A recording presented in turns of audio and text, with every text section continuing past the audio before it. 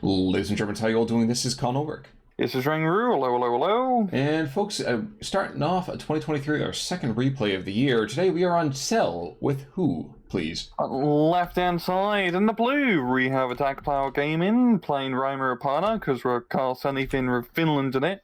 He has a balanced income, right-hand side in red. We have Lesitte playing 126 Mountain Core with a Maverick income. Exactly. So while you thought we would have been finished with everything last year, that is not the case. And I have to say, as far as recon planes go, I think that that the Finnish one over here with its 4 MG turret is surprisingly beefy, and I can't help to see this noodle contest that's going on between the Boston and that. Just zooming in on the DO-17 real talk, it's the machine gun placement on the rear it's kind of dumb, but I respect it. Yeah, I guess it's one of those things where it's like, you know, you're probably going to get a scoot kind of in the meantime, so you might as well back away from it, so. It's like in a Battletech roller mix of, like, rear-facing machine guns. Oh, yeah, exactly. So, I mean, it's exactly why the recons have it, too, so that way when a paratrooper lands on top of it, they can just kind of scrape him off. Yes. It's better than having a laser back there. It's true. Now, Gorno's in the meantime, the northern side, of course, Finnish infantry gonna absolutely beast out a lot of material. Issue here, though, is that the mountain group does have a ton of BT-7s on that central kind of hillside.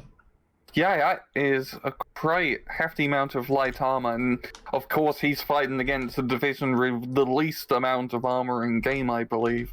So, those BT-7s are gonna be a pretty tough customer to come up against. Well, the Jakaris are running up the hillside, right into some 50 mils, I would think. Yeah, they're gonna walk fire into that. It's gonna get ugly real fast. Yeah, BT-7's coming in close, but not close enough to get Panzerfaust. And yeah, the 50 mils, that is a bloody killing field. Good God. Yeah, you know, before we went live today, you were just talking about the fact that you had just watched All's Quiet in the Western Front, and yeah, that kind of looks like something I would expect up in an attack like that. Yeah, they're going up and over quite literally. Oh, I-153 is coming in. They get one, they get two. Beautiful. Honestly, that's the kind of attack you don't expect to actually work, and then you realize, oh wait a second, there are more Gornos there. Never mind. You thought it was safe to go back into the trees? No, no, no. Yeah, in regard to just an infantry grind here, but the Jakaris managed to get a better concentration and fire on the Gornos. They weren't in position, so AtkPwr's going to get that all-important foothold on the hill. Which is good because it's going to be really, really dicey for him to try to engage otherwise. One of the 50 mils getting forced back, the other one desperately just dropping its fire, 50 meters, 100 meters at a time. And the sissies, apparently staying true to their name, are being forced back into the trees by just some rinky-dink tanks. Like, come on. I mean, the BT-7s. Exactly. It's only a lethal tank. Jakar is getting held up just long enough, I think, for the 50 mil to start dropping rounds on their head. Let's get real close, real quick. Yeah, and then just looking quickly at the rest of the map, it's really not a whole lot going on. Both sides are setting up decent defenses. It's all or nothing for this uphill battle. It's an uphill battle, but there's a lot less trees on it. Boston just came in and said, it's been such a long time, and they were taking their time and just blown those trees to smithereens. So, I mean, they used to be green cover. Now it's more like, fire engine red cover, perhaps. So just a lot of a problem there. Burned umber. Exactly. And the 50 mil is just going back to their deadly, deadly work. They're going to run out of ammunition with you for too much longer here, but they're getting a lot of active customers, so it works out pretty well for them. Yeah, those 50 mils have came in extremely clutch here for Lesitte. Not completely stopping the Finnish push, but preventing it from breaking through that forest completely, considering all he has is 2 infantry squads holding the line.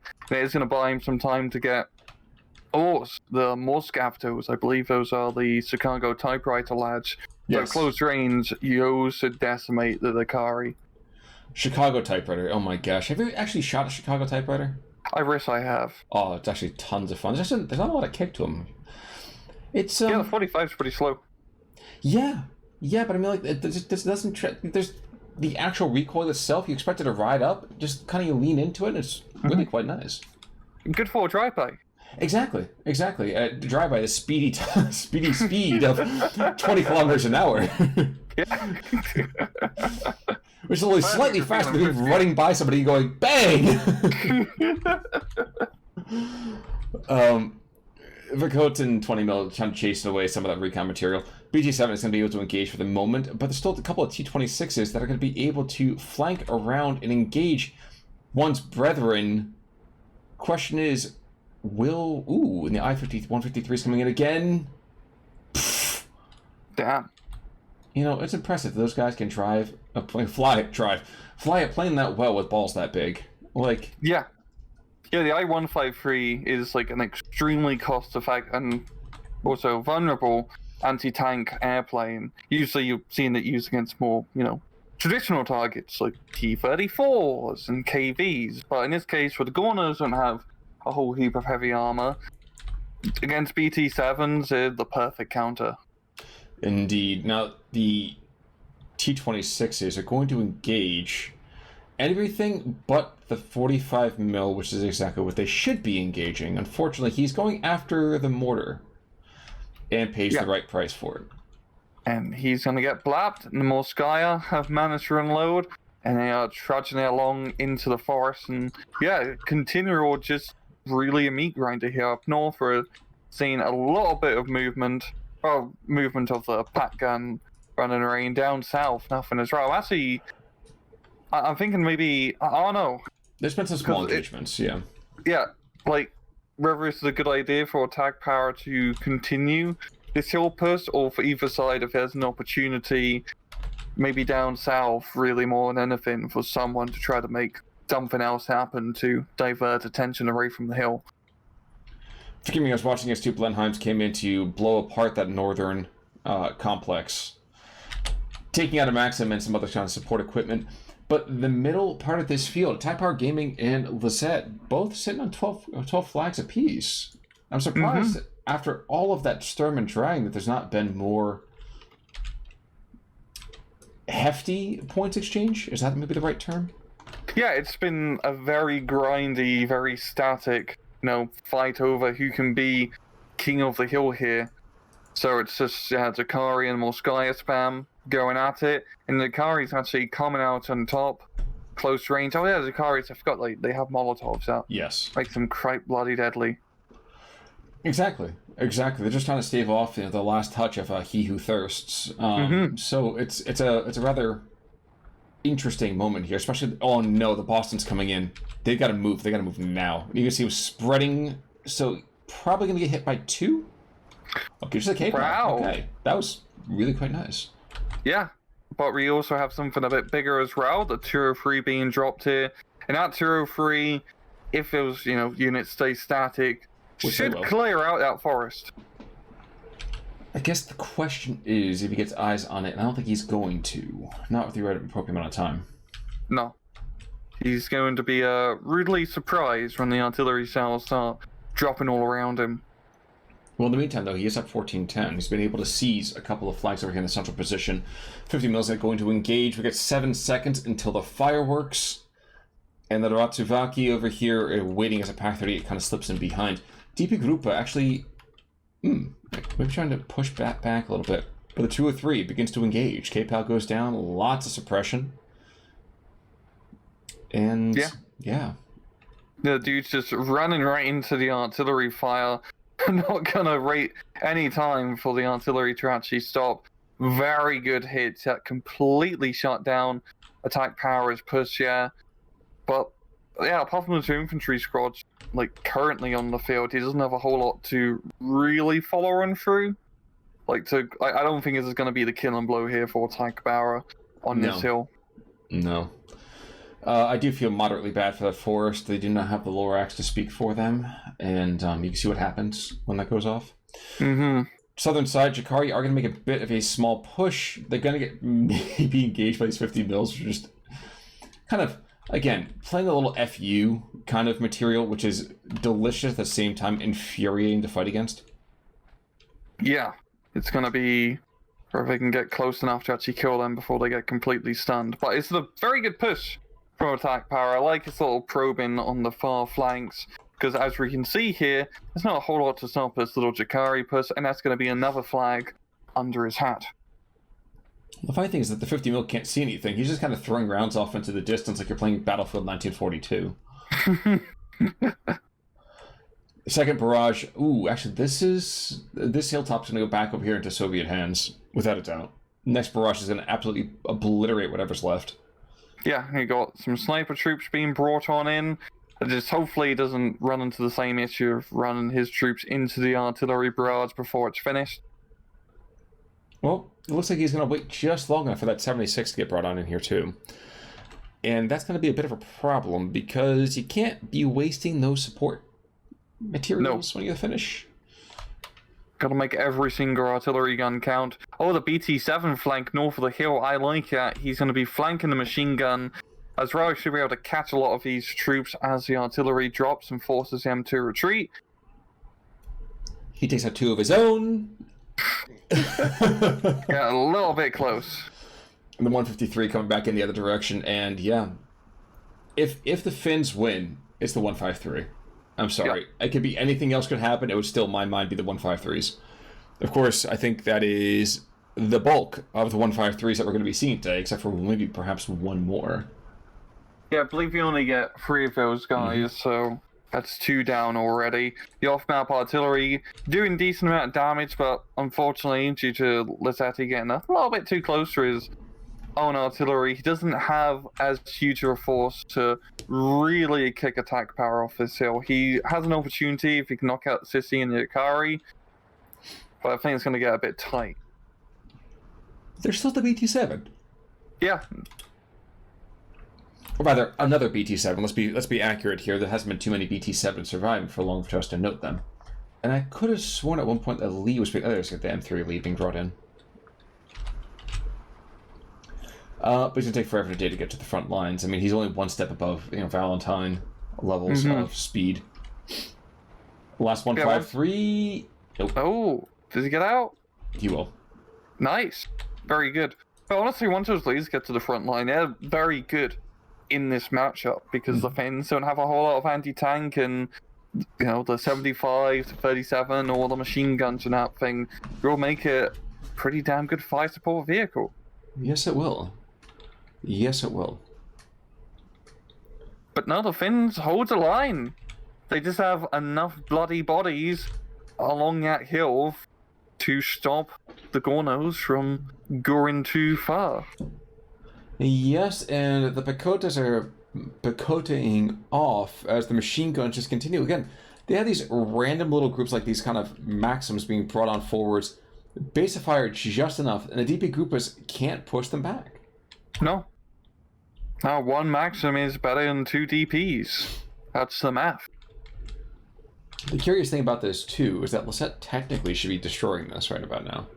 Yeah, he's had very good off-map artillery barrages, right? He just hasn't had the forces to really follow through and get that killing blow. Because if he can secure that hill, and you get a good defensive line on it, it's pretty hard to, get pushed back into that hill fight once again, especially against Finns who don't have a whole lot of long-range AT. Yeah, same thing with the Gornos as well, looking at it. They, in this case, he only has 1 A-phase card of 45 mils.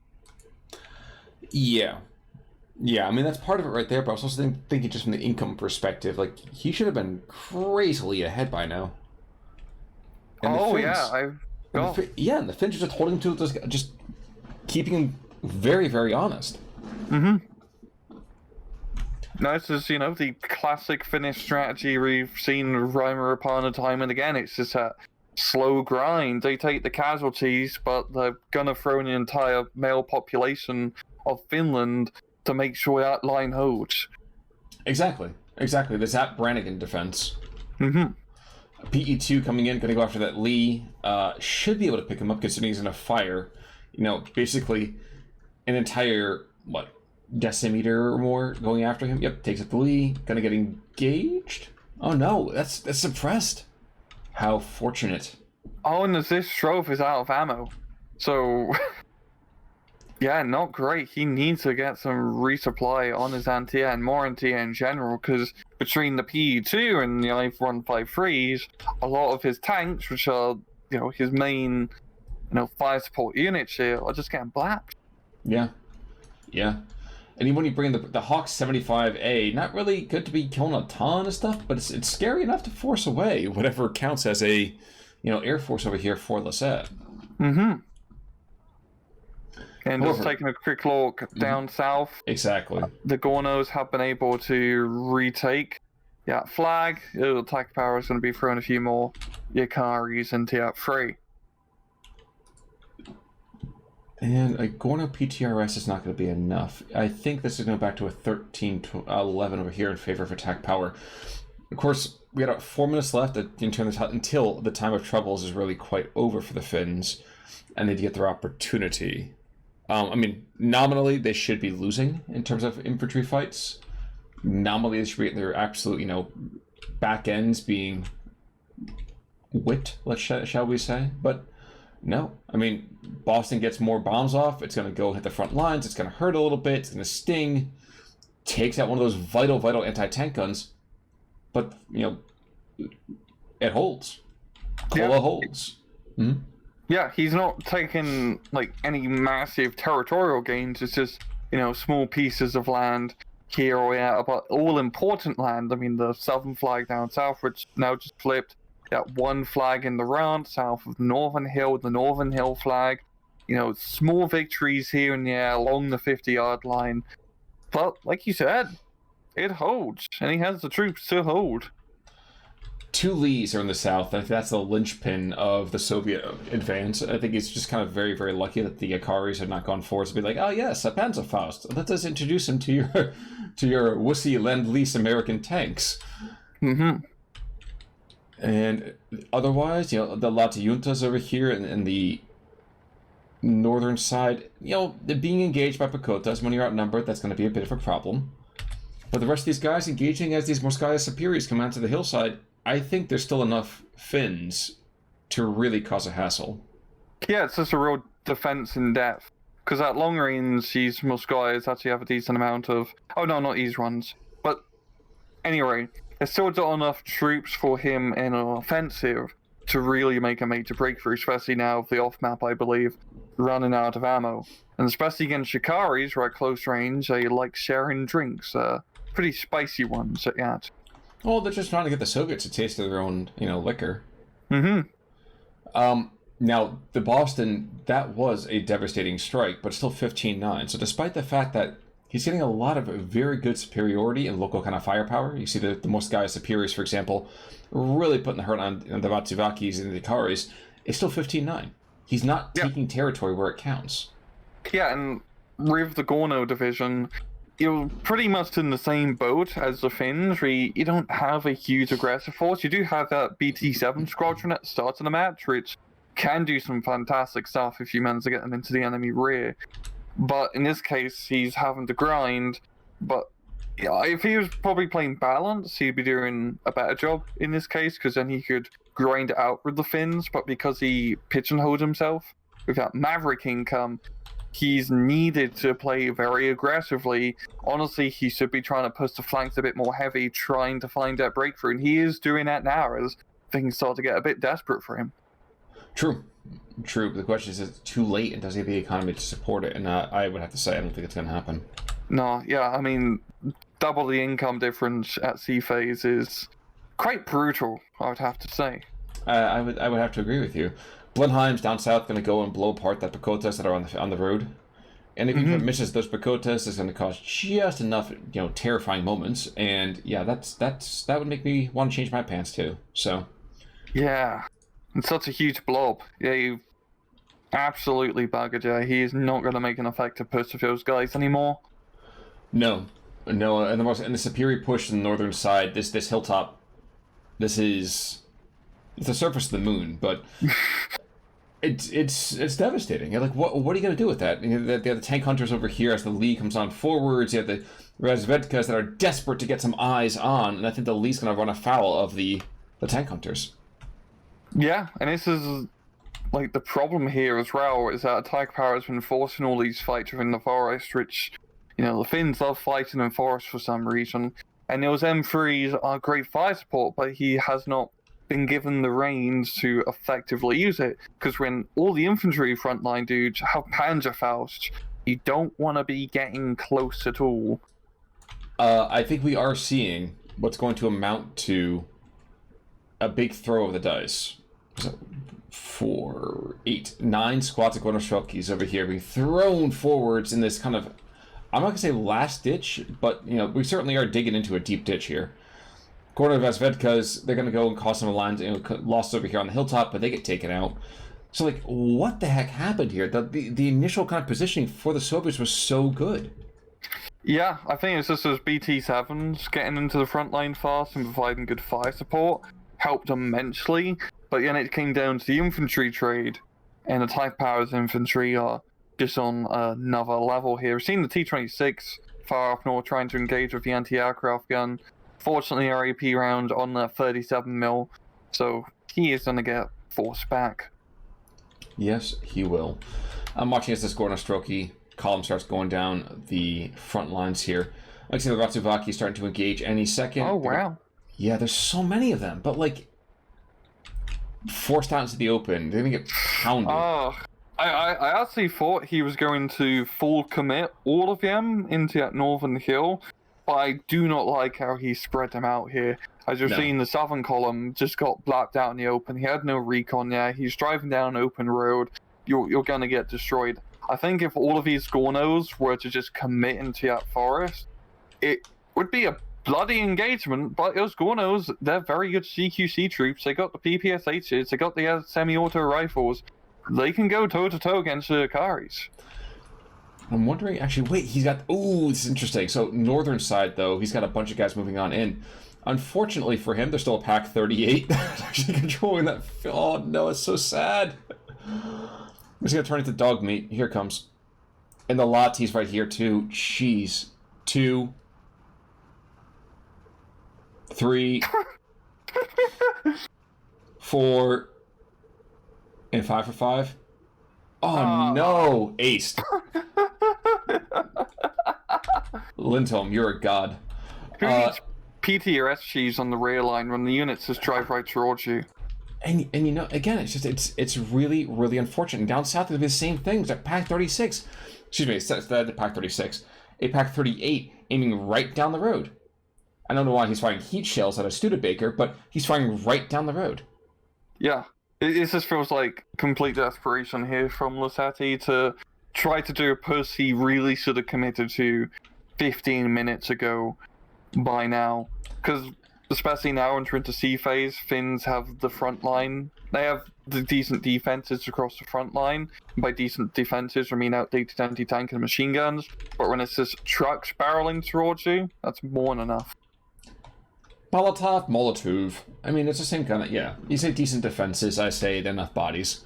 Now, the brave 75mm gets obliterated by, you know, a Boston. Unfortunately for the Boston, he's flown across half the world to get here in the first place. And it's happened just way, way too late. Mm-hmm. And now we just have this constant thing about Tsuvakis pushing back Gornos in the north. Those infantry columns, it's so sad to watch this. Yeah, they had absolutely no chance. That here was so heavily fortified here by the Finns, and it's really only been just like, you know, 13-11 so far from attack power. He hasn't tried to make any crazy plays himself. He's very happy just building his own little Mannerheim line and holding the line. It was kind of funny you brought up the Mannerheim line, because that was something that was kind of occurring to me before as well. You were like, this defense that they were kind of pushing through, it was rather elastic. I mean, he did give ground. His position was getting obliterated by artillery, and he said, you know, it's time to push back. There's no reason for us to kind of get wedded to this. We'll be back. See right here, it's 13-11 over here in favor of the Soviets, but I think that's a soft 13. Yeah, it's like a little bit down south, and also just at one maximum troop moving up to see the frontline influence over the recon. So attack power will very easily get back at 13-11. Yes, he will. Now, there are still a couple of leads that are kind of dithering about. Ratsuvakis and Lesitte Juntas being thrown over here in that central position to help support the Sissy. And down south, the Gornos, yeah. Bravely they're coming forward, and bravely they're being sent back the other direction. trying to think about what's falling right there ooh, that 50 mil is still alive. Oh. I thought he died a long time ago. No, he's out of ammo, so he's probably just having a bit of a smoke break on the rear. Well, he has smoke shells, so he's got plenty of smoke right there. Unfortunately for him, he doesn't want any of that smoke either, though, so he's very, very wisely not getting involved. I'm also watching this 45 mil. Okay, I thought it was to engage and destroy that Lee, but there's a tap in the meantime. Indeed, and there we go. AtkPwr getting the victory. Pretty solid, 1,100-ish kill difference. Kill-wise, BT7 got a trip.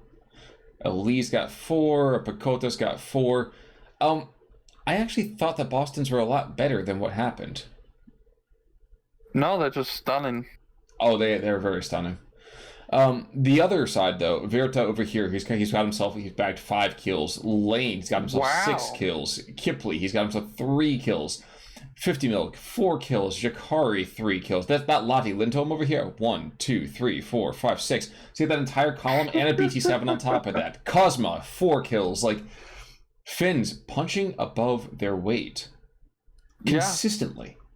Yeah, just held that line really bloody well and just grinded the Soviets on his anvil. And honestly, like I said it before, I'm going to commit to this. The Finns win is because the 153s killed early. Yeah, honestly, that was actually pretty big because those BT7s were the main threat in that early game. Yes. But regardless, well done to both sides, but just a little bit more well done over here to AtkPwr. That was very, very, very well done. Yeah. Any final thoughts there, sir? No. Well, folks, in that case, then, until next time, I'm Connorberg. I'm Rangru. Take it easy.